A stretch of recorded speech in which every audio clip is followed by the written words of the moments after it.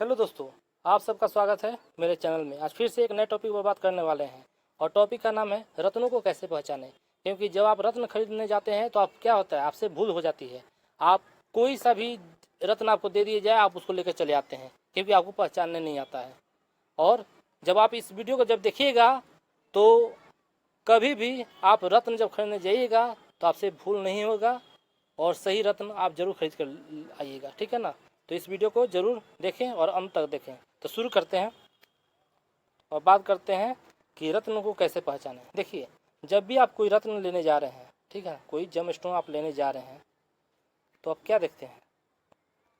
एक तो देखने में सुंदर होना चाहिए, सही बात है, ठीक है ना, सुंदर होना चाहिए।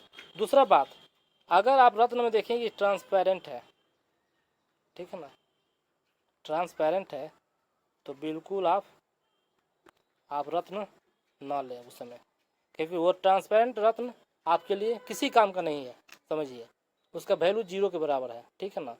अगर ट्रांसपेरेंट है तो नहीं लेना है, ठीक है। दूसरा बात, अगर आप कोई जेम स्टोन जैसे ले रहे हैं तो आप देखिए उसको अपने आंखों से जब देखिएगा तो देखिएगा अंदर एक संरचना बना रहेगा, बादल का बन सकता है, ठीक है ना, कोई जाल टाइप का बना रहेगा ऐसे ऐसे, नहीं तो बादल का बना रहेगा। जब ये आपको दिखाई दे तो समझिए वो जेम स्टोन आपके काम लायक है और वो आपको जब पहनिएगा तो आपको बेनिफिट ज़रूर करेगा, ठीक है ना। तो जब आप देखें कि जेम स्टोन में बादल बना हुआ है, ठीक है ना, और उसके बाद उसमें जालीदार रेशा है, ठीक है, तो समझिए कि वो आपके लिए बेस्ट जेम स्टोन है और उसको आप ज़रूर ले लें। लेकिन उसमें कुछ रत्न होते हैं जैसे मूंगा। तो मूंगा की पहचान क्या है? मूंगा की पहचान यही है कि जब आप उस पर एक पानी का बूंद डालेंगे ना तो उसमें क्या होगा, पानी का बूंद अटकेगा कुछ सेकंड के लिए, फिर जाकर नीचे गिरेगा, ठीक है। एक तो ये पहचान हुआ। और दूसरा पहचान, उसको भी देखिएगा ना तो उसमें रेशा निकला रहेगा, और जो बिल्कुल प्लेन होगा तो समझिए वो प्लास्टिक का है, वो आपको ठग रहा है। उसमें हल्का हल्का रेशा होगा, वो शाइनिंग में आपको हल्का हल्का रेशा दिखाई देगा। जब रेशा दिखाई दे तो समझिए कि जो मूंगा जेम स्टोन है वो सही है, वो आप खरीद सकते हैं, ठीक है।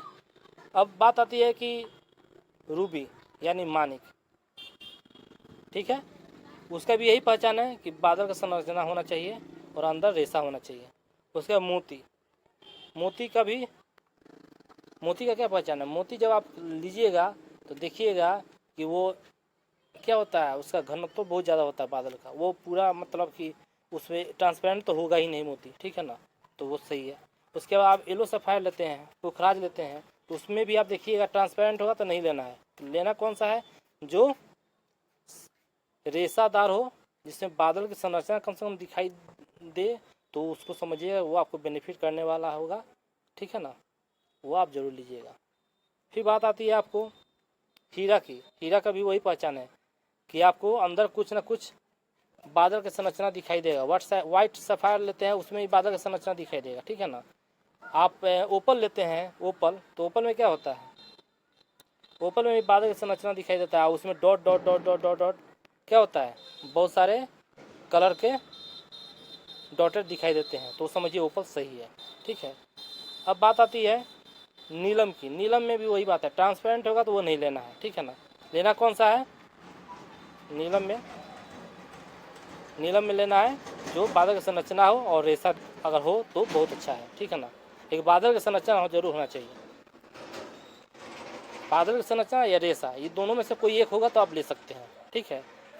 तो ये हुआ, आपको जब रत्न खरीदने जाएँ तो आपको किन बातों का ध्यान रखना है, और बहुत ही कम समय में आप ये पता कर सकते हैं कि ये जेम स्टोन आपके लिए सही है या नहीं है। अब आप बिल्कुल नहीं फंसिएगा, आप किसी बहकावे में अब नहीं आइएगा। क्यों? क्योंकि आप जब ये वीडियो देख लीजिएगा तो आपके दिमाग में बैठ जाएगा कि हमको रत्न कैसे लेना है और कैसे उसको जज करना है, ठीक है। आपको ये वीडियो कैसा लगा? अगर अच्छा लगा हो तो मेरे चैनल को जरूर सब्सक्राइब कीजिएगा, शेयर कीजिएगा, लाइक कीजिएगा। फिर मिलते हैं नेक्स्ट वीडियो में ऐसे ही, तब तक के लिए ओके, बाय बाय।